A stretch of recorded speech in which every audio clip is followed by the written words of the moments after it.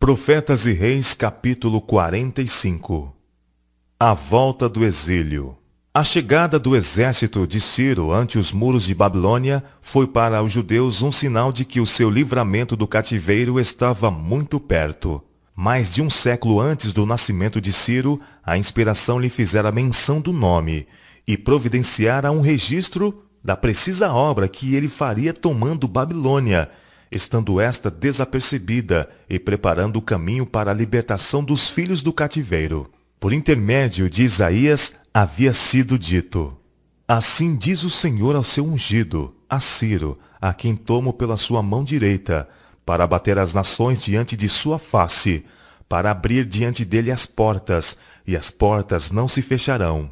Eu irei diante de ti, e endireitarei os caminhos tortos, quebrarei as portas de bronze, e despedaçarei os ferrolhos de ferro, e te darei os tesouros das escuridades, e as riquezas encobertas, para que possas saber que eu sou o Senhor, o Deus de Israel, que te chama pelo teu nome. Isaías capítulo 45, versos 1 a 3. Na inesperada penetração do exército do conquistador persa ao coração da capital de Babilônia, através do canal do rio cujas águas tinham sido desviadas, na sua entrada pelos portões internos, que por descuido tinham sido deixados abertos e desguarnecidos, tiveram os judeus abundante evidência do cumprimento literal da profecia de Isaías concernente à súbita subversão dos seus opressores. E isso deve ter sido para eles um inconfundível sinal de que Deus estava moldando os negócios das nações em favor deles, pois inseparavelmente associada com a profecia que esboçava o modo como Babilônia seria capturada e cairia, estavam as palavras: Diz de Ciro, é meu pastor, e cumprirá tudo o que me apraz, dizendo também a Jerusalém, sê edificada, e ao templo, funda-te, eu o despertei em justiça, e todos os seus caminhos endireitarei. Ele edificará a minha cidade e soltará os meus cativos, não por preço, nem por presentes, diz o Senhor dos Exércitos. Isaías capítulo 44, verso 28 e Isaías capítulo 45, verso 13. Não foram essas as únicas profecias sobre as quais os exilados tiveram a oportunidade de basear sua esperança de breve libertação.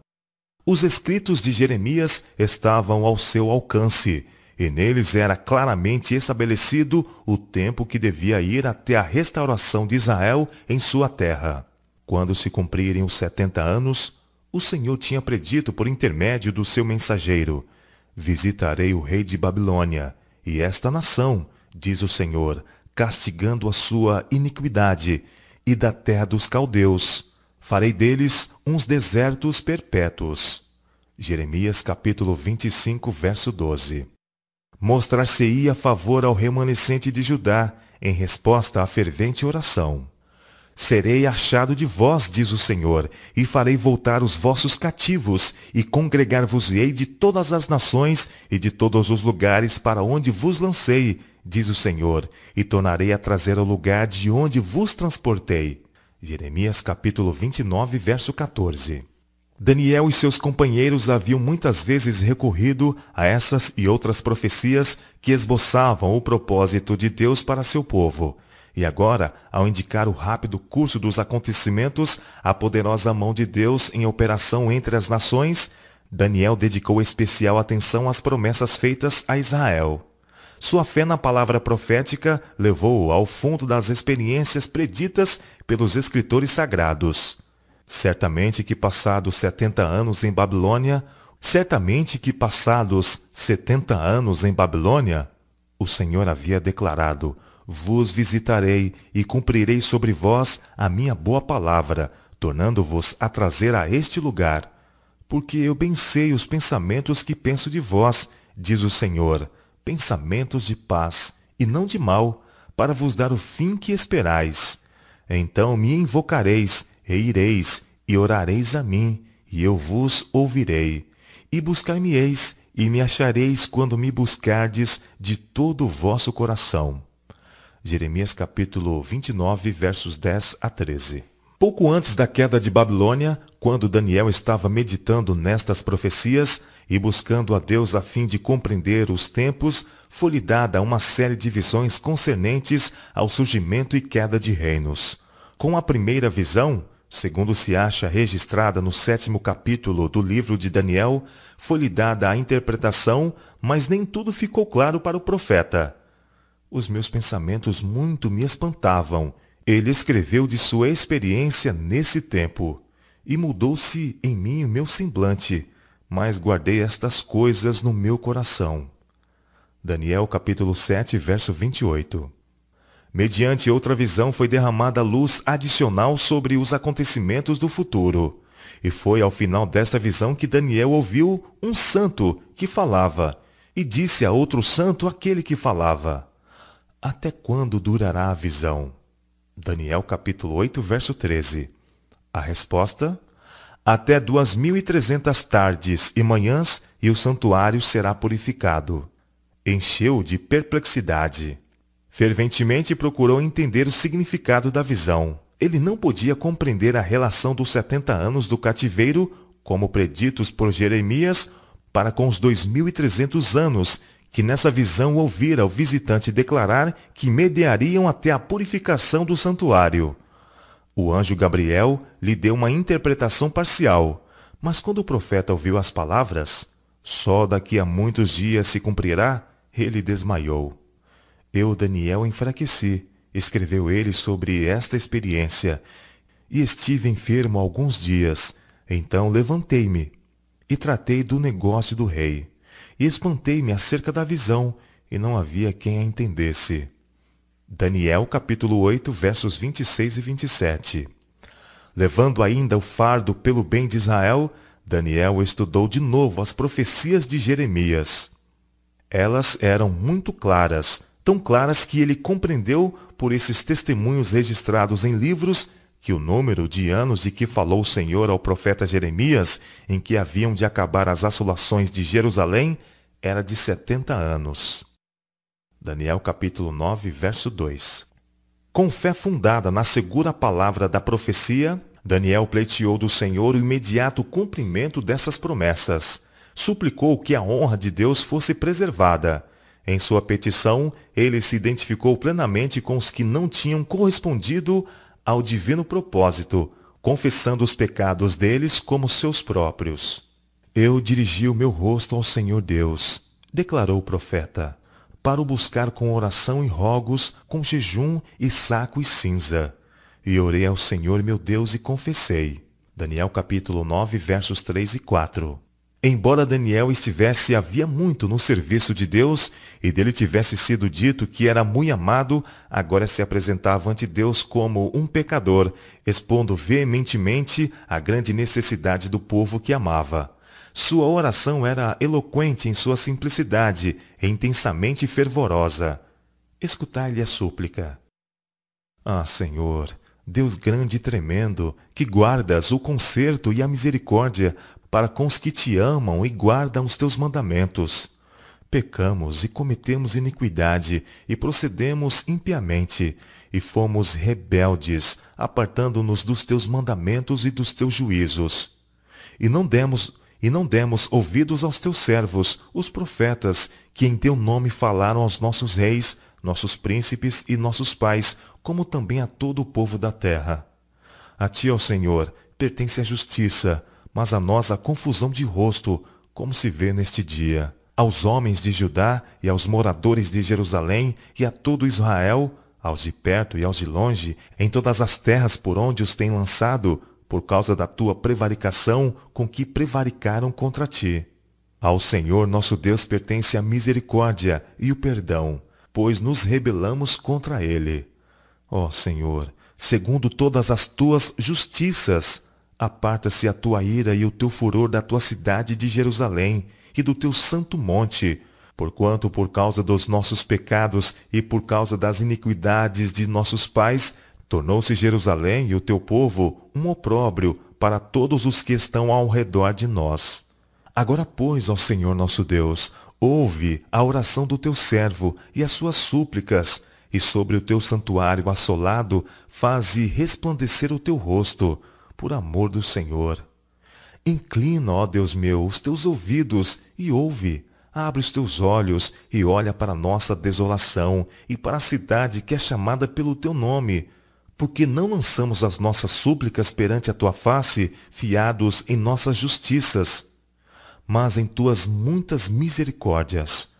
Ó Senhor, ouve. Ó Senhor, perdoa. Ó Senhor, atende-nos e opera sem tardar, por amor de ti mesmo, ó Deus meu, porque a tua cidade e o teu povo se chamam pelo teu nome. Daniel capítulo 9, versos 4 a 9 e versos 16 a 19. O céu se curvou para ouvir a fervente súplica do profeta.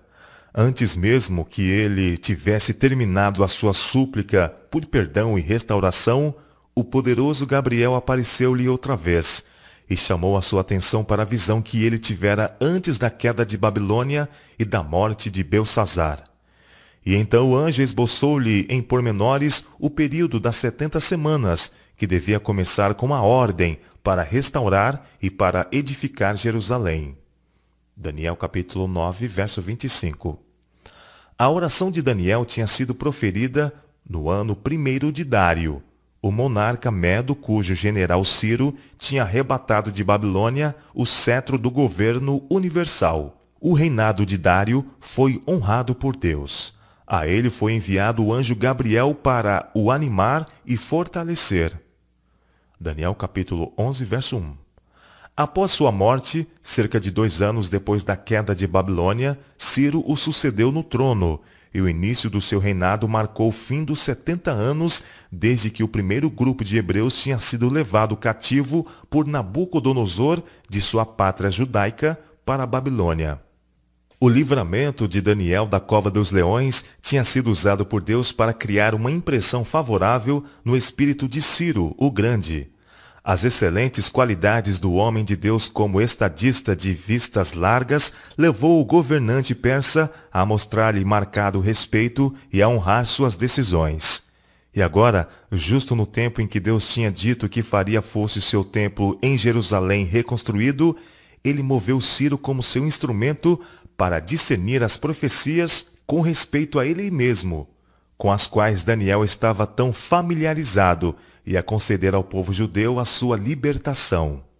Tomando o rei conhecimento das palavras que prediziam, mais de um século antes do seu nascimento, a maneira pela qual Babilônia deveria ser tomada, ao ler a mensagem a ele dirigida pelo Rei do Universo, eu te cingirei, ainda que tu não me conheças, para que se saiba, desde o nascente do sol e desde o poente, que fora de mim não há outro.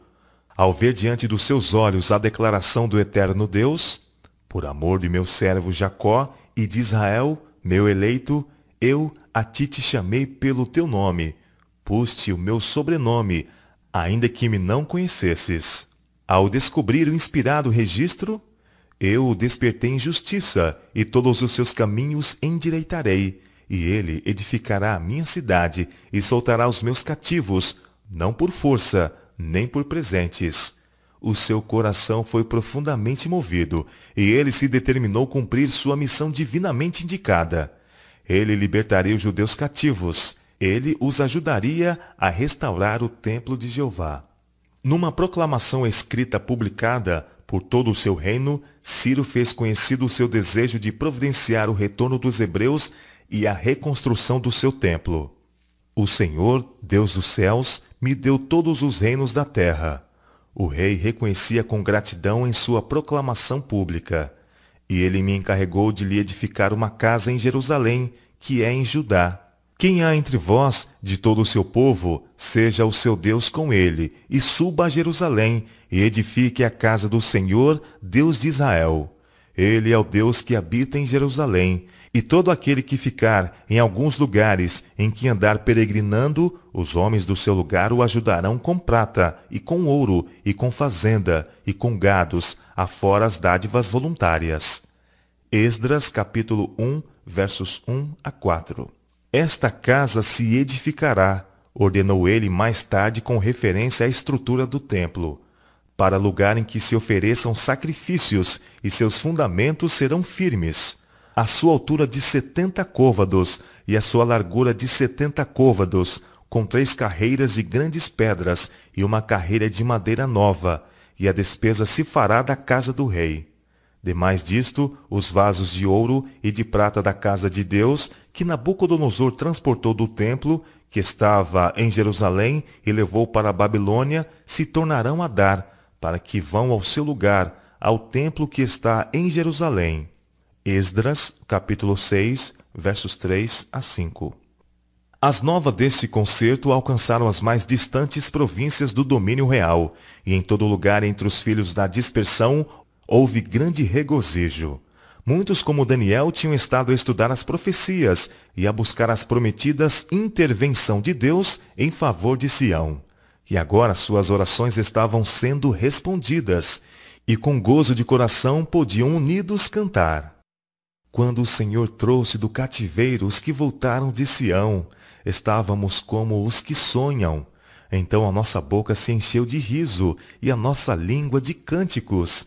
Então se dizia entre as nações: grandes coisas fez o Senhor a estes, grandes coisas fez o Senhor por nós, e por isso estamos alegres. Salmo capítulo 126, versos 1 a 3. Então se levantaram os chefes dos países de Judá e Benjamim, e os sacerdotes e os levitas, como todos aqueles cujo espírito Deus despertou. Esse foi o piedoso remanescente, cerca de 50.000, dentre os judeus das terras do exílio, que se determinaram tirar vantagem da maravilhosa oportunidade a eles oferecida, para subirem a edificar a casa do Senhor que está em Jerusalém. Seus amigos não lhes permitiram sair com mãos vazias, e todos os que habitavam nos arredores lhes confortaram as mãos com vasos de prata, com ouro, com fazenda, e com gados, e com coisas preciosas. A essas e muitas outras ofertas voluntárias foram acrescentados os vasos da casa do Senhor que Nabucodonosor tinha trazido de Jerusalém. Estes tirou Ciro, rei da Pérsia, pela mão de Mitredate, o tesoureiro.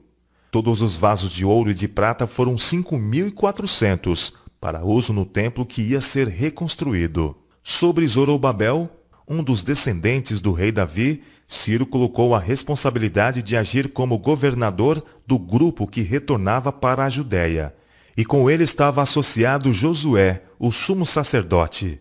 A longa viagem através do árido deserto foi feita em segurança, e o feliz grupo, grato a Deus por suas muitas mercês, imediatamente tomou a si a tarefa de reconstruir o que havia sido derribado e destruído. Alguns dos chefes dos pais deram exemplo em oferecer donativos para ajudar a enfrentar as despesas de reconstrução do templo, e o povo, seguindo seu exemplo, deu livremente de seus parcos recursos. Tão depressa quanto possível, foi erigido um altar no sítio do antigo altar do recinto do templo. Para solenidades relacionadas com a dedicação desse altar, o povo alegremente se ajuntou como um só homem, e aí se uniram no restabelecimento dos serviços sagrados que tinham sido interrompidos quando da destruição de Jerusalém por Nabucodonosor. Antes de se separarem para habitar nos lares que estavam procurando reparar, celebraram a festa dos tabernáculos. Esdras capítulo 3, versos 1 a 6. O levantamento do altar para o sacrifício diário alegrou sobremaneira o fiel remanescente. De coração entregaram-se à preparação necessária para a reconstrução do templo, ganhando alento à medida que esses preparativos progrediam de mês em mês. Durante muitos anos, eles haviam estado privados dos visíveis sinais da presença de Deus, e agora, circundados como estavam por muitas recordações tristes da apostasia de seus pais, ansiavam por algum perdurável sinal do perdão e favor divinos. Acima da reconquista de propriedades pessoais e antigos privilégios, eles consideravam a aprovação de Deus. Maravilhosamente havia ele operado em seu favor, e eles sentiam consigo a segurança de sua presença. Contudo, desejavam maior bênção ainda. Com jubilosa antecipação, olhavam para o tempo em que, com o templo reconstruído, poderiam contemplar o brilho de sua glória vindo do interior. Os obreiros empenhados na preparação do material de construção encontraram entre as ruínas algumas das enormes pedras levadas ao local do templo nos dias de Salomão. Essas pedras foram preparadas para serem usadas e muito material novo foi provido. E logo a obra chegou ao ponto em que a pedra fundamental devia ser posta. Isso foi feito na presença de milhares que se haviam reunido para testemunhar o progresso da obra e manifestar a expressão do seu gozo tomando parte nela. Enquanto a pedra fundamental estava sendo posta em sua posição, o povo, acompanhado pelas trombetas dos sacerdotes e os símbolos dos filhos de Asaf, cantava a reveses, louvando e celebrando ao Senhor, porque é bom, porque a sua benignidade dura para sempre sobre Israel. Esdras, capítulo 3, verso 11. A casa que estava prestes a ser reconstruída tinha sido objeto de muitas profecias concernentes ao favor que Deus desejava mostrar a Sião. E todos os que estavam presentes no lançamento dos alicerces devem ter estado, de coração, possuídos do espírito do momento. Mas, em meio à música e às exclamações de louvor que se ouviam nesse dia feliz, houve uma nota discordante. Muitos dos sacerdotes e levitas e dos chefes dos pais, já velhos, que viram a primeira casa sobre o seu fundamento, vendo perante os seus olhos esta casa, choraram em altas vozes. Esdras capítulo 3, verso 12. Era natural que a tristeza enchesse o coração desses homens encanecidos ao considerarem os resultados da longa impenitência. Tivessem eles e a sua geração obedecido a Deus, executando o seu propósito para Israel, e o templo construído por Salomão não teria sido destruído, nem teria sido necessário cativeiro. Mas, em virtude da ingratidão e deslealdade, eles haviam sido espalhados entre as nações gentílicas. Mudadas estavam agora as condições. Em terna misericórdia, o Senhor havia visitado outra vez o seu povo e permitira-lhe retornar à sua própria terra. A tristeza pelos erros do passado devia ceder lugar a sentimentos de grande gozo. Deus tinha movido o coração de Ciro para que os ajudasse a reconstruir o templo, e isso devia ter despertado expressões de profunda gratidão. Mas alguns não discerniram as providências de Deus em operação. Em vez de se regozijarem, acariciaram pensamentos de descontentamento e desânimo. Haviam visto a glória do templo de Salomão e lamentavam a inferioridade da construção a ser agora erigida. As murmurações e queixas e a desfavorável comparação feita tiveram uma influência deprimente sobre o espírito de muitos e debilitaram as mãos dos construtores. Os trabalhadores levantaram a pergunta se deviam prosseguir com a ereção de um edifício que já de início era tão fracamente criticado e se tornava causa de tanta lamentação. Havia muitos na congregação, no entanto, cuja maior fé e mais ampla visão não os tinha levado a considerar essa glória menor com tal descontentamento.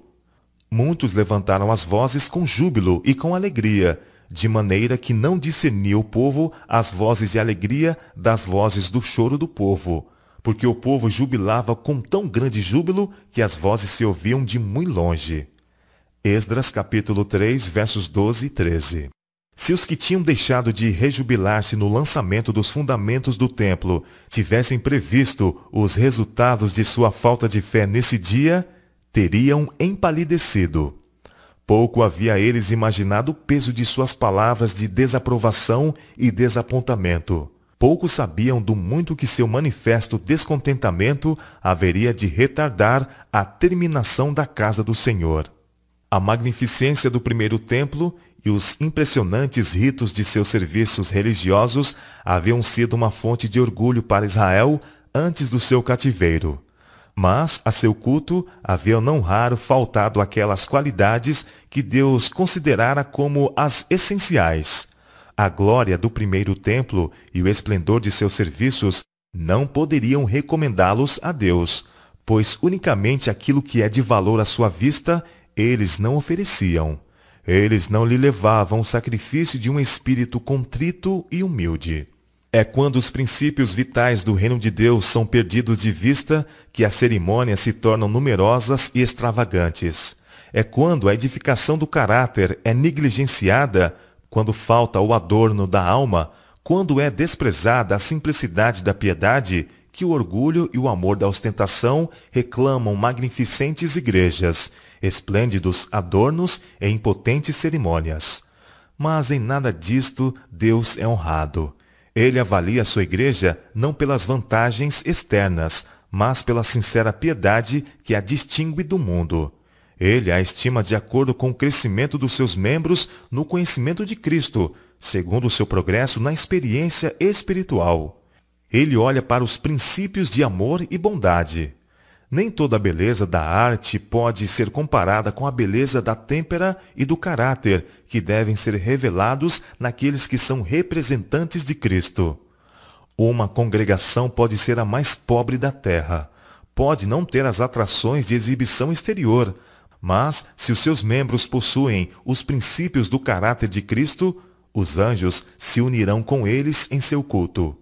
O louvor e ações de graças do coração agradecido ascenderão a Deus com suave oblação. Louvai ao Senhor, porque Ele é bom, porque a sua benignidade é para sempre. Digam-no os remidos do Senhor, os que remiu da mão do inimigo. Cantai-lhe salmos, falai de todas as suas maravilhas, gloriai-vos no seu santo nome. Alegre-se o coração daqueles que buscam ao Senhor, pois fartou a sua alma sedenta e encheu de bens a alma faminta. Salmo capítulo 107, versos 1 e 2 e verso 9. E Salmo capítulo 105, versos 2 e 3.